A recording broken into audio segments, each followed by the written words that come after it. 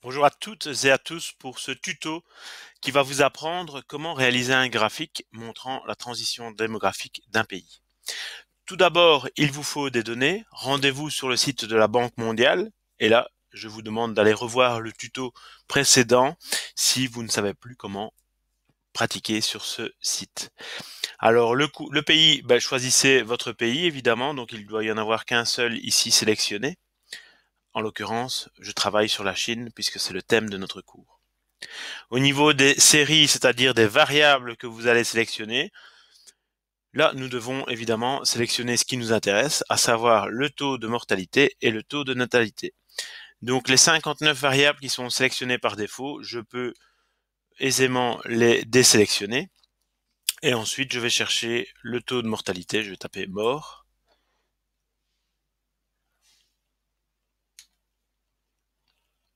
Voilà, alors il y a plusieurs choix qui apparaissent. Taux de mortalité infantile, ce n'est pas ce qui nous intéresse. Ce qui nous intéresse, c'est le taux de mortalité total, autrement dit le taux de mortalité brute pour 1000 personnes. Donc combien de personnes sont décédées dans l'année pour 1000 personnes. Voilà une première variable sélectionnée. Et la seconde variable, ce sont les naissances, le taux de natalité. Alors je vois que j'ai le taux de fertilité, taux de mortalité infantile qui apparaît encore. Le taux de naissance brute pour 1000 habitants, le voici, c'est sélectionné. J'ai deux variables sélectionnées, c'est exactement ce qu'il me faut. Je peux fermer l'onglet série. Restent les données temporelles. Et là, étant donné qu'on veut voir l'évolution, je pourrais tout sélectionner. Donc il me suffit de taper sur le petit V et toutes les données sont sélectionnées. Voilà, je peux fermer les fenêtres de sélection. Il me reste juste ici à appliquer les modifications. Je vais obtenir mon tableau. Ce tableau ne me permet pas de l'utiliser, la forme du tableau ne me permet pas d'utiliser les données directement. Je vais devoir télécharger les données. Je me rends dans l'option de téléchargement et je vais télécharger les données au format Excel. Là, vous les téléchargez sur votre ordinateur et puis vous pouvez ouvrir le tableau Excel. Alors, moi, je travaille avec les outils Google, voilà. Voilà ce que vous allez obtenir. C'est un tableau très détaillé. Alors il faudra supprimer les colonnes. Vous voyez, vous devez juste retenir la colonne taux de naissance, taux de mortalité et ensuite les données. Tout le reste finalement, même ceci, on pourrait aisément le supprimer. Ce qui est toujours intéressant avec les données de la Banque mondiale, c'est que dans l'onglet suivant, vous avez directement les sources qui vous sont proposées et l'explication en anglais, la définition finalement de la variable que vous avez retenue. Donc ici au niveau méthode, on est vraiment blindé. Alors, donc je vais vouloir représenter l'ensemble de ces données sous forme d'un graphique, d'un graphique évolutif. Donc, c'est-à-dire que je vais avoir une courbe pour le taux de naissance et une courbe pour le taux de mortalité. Et l'évolution de ces deux courbes va me permettre d'analyser le pays, point de vue de l'évolution de sa démographie. Alors, pour réaliser un graphique, c'est très simple. Je vais sélectionner toutes les données. Alors, vous allez voir, vous n'avez probablement pas les données en 2015-2016. On ne les a pas encore. Donc là, vous ne sélectionnez pas évidemment. Si il y avait une année où vous n'aviez pas de données, effacez-la. Sinon, ça va troubler votre graphique. Une fois que j'ai réalisé ceci, je vais sur Insertion. Alors ici, je travaille avec Google Sheet, qui est un outil gratuit. Vous pouvez éventuellement travailler dessus. Mais si vous travaillez sur Excel ou OpenOffice, c'est plus ou moins le même principe. Après, il faudra peut-être un peu chercher, mais c'est toujours sur Insertion. Et alors, ça peut être soit graphique, soit diagramme. Je veux dire, c'est pas compliqué à retrouver d'une version à l'autre. Hein. Donc, je vais sur graphique et ici, on va me proposer plusieurs choses. Comme vous êtes des êtres intelligents, vous ne choisissez pas les recommandations automatiques qui ne conviennent pas et vous vous rendez dans le type de graphique. Et là, vous sélectionnez évidemment les courbes parce que c'est ce que l'on cherche. Ah voilà, j'ai quelque chose qui va ressembler ici à une évolution de la transition démographique. Alors, je peux directement aller sur personnalisation. Là, je vais pouvoir déjà customiser mon graphique.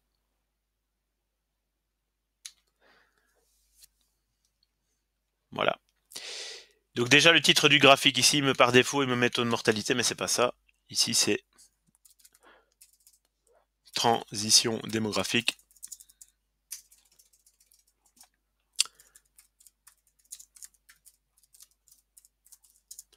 de la Chine. Voilà, vous pouvez changer l'arrière-plan si vous voulez. Là, il y a différentes options. Alors, est-ce que mes axes sont corrects? Taux de mortalité? Oui, mais c'est aussi taux de natalité. Vous voyez, sur mon axe vertical, il n'y a pas tout ce qu'il faut, quoi. Donc, l'axe horizontal est ici. Il me met taux de naissance. Non, sur l'axe horizontal, c'est pas les taux de naissance qui sont représentés, ce sont les années. Je vais mettre année. Voilà. Alors, incliner les libellés, moi, j'aime pas quand ils sont comme ça. Je préfère quand ils sont bien droits. Voilà. Pour choisir l'axe vertical dans le menu, bah voilà, vous choisissez axe vertical. Donc là, ici, c'est taux de mortalité et natalité brut pour 1000 habitants. Alors, je pourrais limiter les données pour un peu tasser mon graphique. Je vais lui dire, mais tu vas pas dépasser 45 de valeur. Si vous voulez, ici, il va me réduire l'écart. Ça sera plus esthétique. Voilà. Je pourrais aussi mettre un minimum, par exemple 5. Voilà, pour avoir un graphique un peu plus écrasé ou en tout cas compact. Le quadrillage, si vous voulez, vous pouvez changer le quadrillage. Ici, c'est tous les 5. Je pourrais m'amuser à en mettre tous les 10. Voilà. L'échelle, ici, les différentes courbes. Si vous voulez, vous pouvez changer les couleurs des courbes aussi. Dans le menu, ça, il faut un petit peu chipoter. Maintenant, je clique sur Insérer. Et mon graphique va venir directement se mettre sur ma feuille de calcul. Alors, je vais aller voir par là. Voilà, il l'a inséré ici. Une fois que vous avez fait ça, vous pouvez tout à fait, après, faire un copier-coller pour l'importer sur un autre document, évidemment. Alors, ce que je vais vous demander, une fois que ce graphique est fait, c'est de l'analyser. Alors tout d'abord, il apparaît ici en Chine, il y a un petit problème. Voilà, en 1961, il a dû se passer quelque chose. Je devrais aller voir sur peut-être Wikipédia rapidement ce qui s'est passé en 1961, parce que vous voyez que le taux de naissance était très faible et le taux de natalité était un peu plus haut. Donc est-ce qu'il n'y a pas eu une famine, une guerre ou quelque chose comme ça? Donc quand vous avez vraiment des pics et des creux très sévères à un moment donné, c'est peut-être à un moment de l'histoire il s'est passé quelque chose. Donc ça c'est bien aussi déjà d'analyser ça. Vous voyez comme ici, entre 1976 et 79, j'ai vraiment eu un creux dans le taux de naissance. Bon, évidemment, si on est en période de guerre ou de famine, les gens vont faire moins d'enfants. C'est logique. Hein. Alors, qu'est-ce que je pourrais en dire par rapport à mon modèle? Mais en fait, ici, on voit qu'il faudrait avoir les données beaucoup plus tôt parce que la Chine avait déjà commencé sa transition démographique. Ici, il y a la période 2 qui se termine. Vous voyez, la courbe de mortalité finit par atterrir. Donc, on est vraiment sur la fin de la période 2. Et la période 3 commence, celle où c'est le taux de naissance qui va suivre le taux de mortalité, une diminution du taux de naissance après une diminution du taux de mortalité de mortalité qui va se passer. Et là, je suis donc dans la période 3, si vous voulez, jusqu'ici. Ou jusqu'ici.